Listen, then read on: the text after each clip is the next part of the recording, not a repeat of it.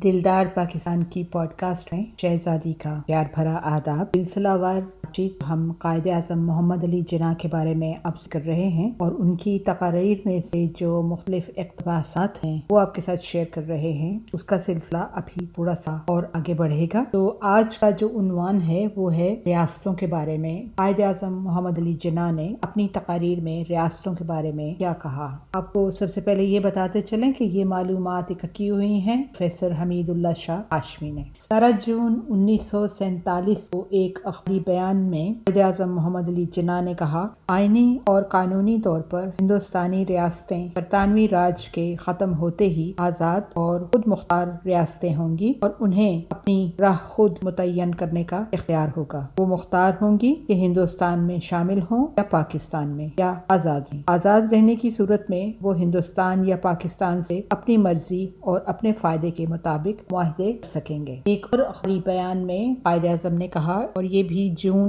में था लेकिन 1948 में, सारी दुनिया खूब जानती है और खुद हिंदुस्तान और हैदराबाद को भी ये मालूम है कि हैदराबाद एक आज़ाद और खुद मुख्तार रियासत है और ये तय करना उसके दस्तूर साज अदारे का काम है कि हिंदुस्तान के साथ अल्हाक करे या आज़ाद रहे। हिंदुस्तान को रियासत हैदराबाद को अपने से मुल्हक करने के लिए ताकत और तशद्दुद जरिए मजबूर करना शराफत और अखलाक के खिलाफ है, इंसाफ और भाईचारे के खिलाफ है। क्या एक आज़ाद खुद मुख्तार पड़ोसी ममलिकत से बर्ताव का ये तरीका है? मुझे ये कहने की ज़रूरत नहीं कि सिर्फ पाकिस्तान के मुसलमान ही नहीं बल्कि पूरी दुनिया के मुसलमान हैदराबाद के साथ हैं और उसके जद्दोजहद को कदर और हमदर्दी की निगाह से देखते हैं। हिंदुस्तान के साथ अल्हाक करने या न करने में हैदराबाद को आज़ाद होना चाहिए, क्योंकि हिंदुस्तान और हैदराबाद दोनों के लिए सिर्फ यही एक बावकार और बाइज्जत रास्ता है। कायद-ए-आज़म ने एक और बयान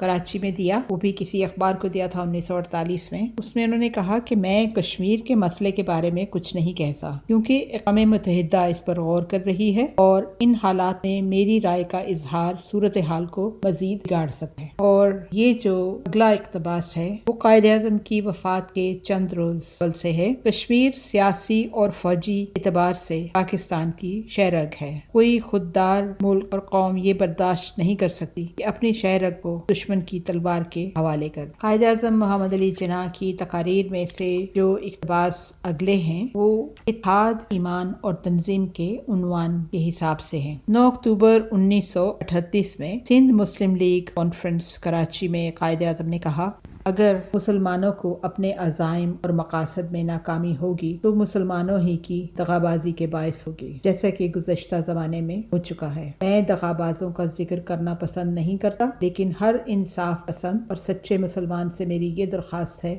कि अपनी जमात की फलाह बहबूद की गरज से मुत्तफ़िक़ होकर मुस्लिम लीग के प्लेटफॉर्म पर आकर के परचम के नीचे काम शुरू कर दे। 27 जून 1946 में मुस्लिम लीग काउंसिल बम्बई में कायद-ए-आज़म ने कहा, मैं महसूस करता हूँ कि अब मुस्लिम लीग के लिए वक्त आ गया है जब हमारा नारा इत्तेहाद, ईमान और तंजीम होना चाहिए। अगर हमारी कौम में काफ़ी ताकत नहीं है तो हमें काफ़ी ताकत पैदा करना होगी। 25 जून 1947 में कायद-ए-आज़म ने कहा, मुसलमानों की निजात उनके इत्तेहाद, ईमान और तंजीम में पिन्हा है और नीज़ उस कायद पर कामिल इत्मीनान और भरोसा जो गुज़श्ता 10 साल से मुसलमानों की खिदमत कर रहा है। 30 अक्टूबर 1947 को एक नशरियाती तकरीर लाहौर में कायद-ए-आज़म मोहम्मद अली जिन्ना ने की, जिसमें उन्होंने कहा, अगरचे फ़क्र तारीकी के बादल छाए हुए हैं, लेकिन मैं आपसे अपील करता हूँ और कौम के नाम पैगाम देता हूँ कि अपने में जज्बा और जोश खरोश पैदा करो और हौसले और उम्मीद के साथ अपना काम किए जाओ। इंशाअल्लाह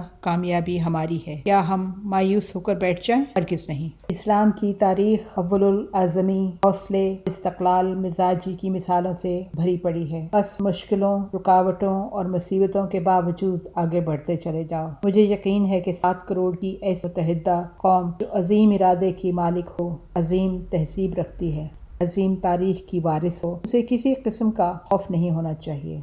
اب یہ آپ پر ہے کہ کام کریں، کام کام کام، کامیابی ہمارا مقدر ہے، اور اپنا یہ نعرہ کبھی نہ بھولیے، اتحاد، ایمان و تنظیم۔ آسٹریلیا کے لوگوں کے نام نشریاتی پیغام دیتے ہوئے 19 فروری 1948 میں قائد اعظم نے کہا، مغربی پاکستان مشرقی پاکستان سے تقریباً 1000 میل کے فاصلے پر واقع ہے اور درمیان میں ہندوستان کا علاقہ ہے۔ ایک بیرونی ملک کے طالب علم کے ذہن میں سب سے پہلا سوال یہ پیدا ہوگا کہ ایسا کیوں کر ممکن ہے؟ اتنے دور دراز فاصلوں پر واقع صوبوں کی حکومتوں میں وحدت اور ہم آہنگی کر پیدا ہو سکتی ہے؟ میں اس سوال کا جواب صرف ایک لفظ میں دے سکتا ہوں، وہ چیز ایمان ہے۔ اللہ پر ہمارا ایمان، اپنی ذات پر ہمارا ایمان، اپنی تقدیر پر ہمارا ایمان۔ 31 مارچ 1948 جلسہ عام ڈھاکہ میں قائد اعظم نے فرمایا، متحد ہو کر رہیے، قوم کی مجموعی بہبودی کی خاطر اگر دکھ اور تکلیفیں پیش آئیں تو انہیں نظر انداز کر دیجیے۔ انفرادی اور اجتماعی طور پر اپنی قوم اور مملکت کی فلاح کی خاطر بڑی سے بڑی تکلیف، قربانی اور مشقت کو خاطر میں نہ لائیں اور نہ اس سے گریز کریں۔ صرف اسی طریق سے آپ پاکستان کو دنیا کی ایک عظیم ترین سلطنت بنا سکتے ہیں، نہ صرف آبادی کے اعتبار سے جو وہ اب بھی ہے، بلکہ طاقت کے لحاظ سے بھی، تاکہ دنیا کی تمام قومیں اس کی عزت کریں۔ 24 مارچ 1948 جلسہ تقسیم اسناد ڈھاکہ یونیورسٹی میں قائد اعظم نے کہا، میں آپ کو یقین دلاتا ہوں کہ منتشر ہوگے تو گر پڑو گے اور متحد ہوگے تو کھڑے رہو گے۔ جلسہ عام ڈھاکہ 28 مارچ 1948 میں قائد اعظم نے کہا، مجھے یقین ہے کہ آپ یہ بات خوبی سمجھتے ہوں گے کہ پاکستان جیسی نوزائیدہ مملکت کے لیے اس کے دو حصے ہوں اور وہ بھی کافی فاصلے پر، آپ کا میل جول اس کے شہریوں کا، خواہ وہ کسی حصے سے تعلق رکھتے ہوں، باہمی اتحاد نہ صرف اسی ترقی کے لیے بلکہ اس بقا کے لیے کس قدر ضروری ہے۔ پاکستان مسلمانوں کے اتحاد کا مظہر ہے اور اسے ہی رہنا چاہیے۔ سچے مسلمانوں کی حیثیت سے آپ کا فرض ہے کہ دل و جان سے اس کی پاسبانی اور حفاظت کریں۔ اگر ہم یہ سمجھنے لگیں کہ ہم پہلے بنگالی، پنجابی، سکھ وغیرہ ہیں اور مسلمان اور پاکستانی محض اتفاق ہے، تو جان لیجیے کہ پاکستان کا شیرازہ بکھر جائے گا۔ یہ آخری اقتباس ہے اسی موضوع کے تحت 17 اپریل 1948 کو قبائلی سرداروں سے خطاب جو پشاور میں کیا قائد اعظم نے،